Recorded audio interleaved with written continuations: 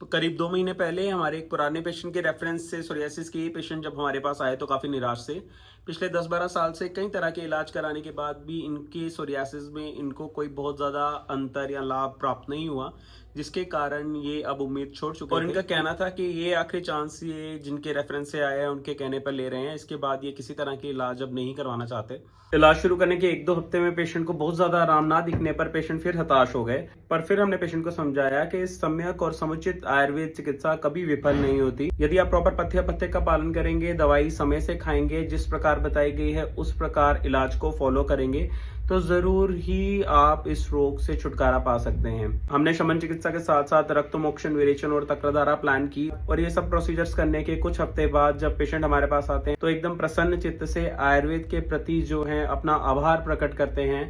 कि जिस रोग से वो 12 साल पीड़ित थे और जगह जगह अपने इलाज के लिए तड़पते रहे, उसका इलाज जो है आयुर्वेद में संभव था और इस बारे में उन्हें पता ही नहीं था। कई बार जो है हम कन्वेंशनल ट्रीटमेंट प्रैक्टिसेस को ही आखिरी ऑप्शन समझकर रोगों के साथ जीना सीख लेते हैं या ताउम्र दवाइयां खाने के लिए बाध्य हो जाते हैं और हमें पता ही नहीं होता कि आयुर्वेद में हमारी कंडीशन का एक पोटेंट इलाज जो है वो अवेलेबल है। आज के युग में आयुर्वेद के चिकित्सकों को, स्नातकों को चाहिए कि वो आयुर्वेद प्रैक्टिस करें, आयुर्वेद के बारे में लोगों को अवेयर करें, आयुर्वेद के स्कोप के बारे में, अपने प्रैक्टिस के स्कोप के बारे में, आयुर्वेद के पोटेंशियल के बारे में लोगों को अवेयर करें ताकि जन जन को इस महान आयुर्वेद के चिकित्सा के ट्रेजर, इस एंशिएंट विजडम का फायदा हो सके।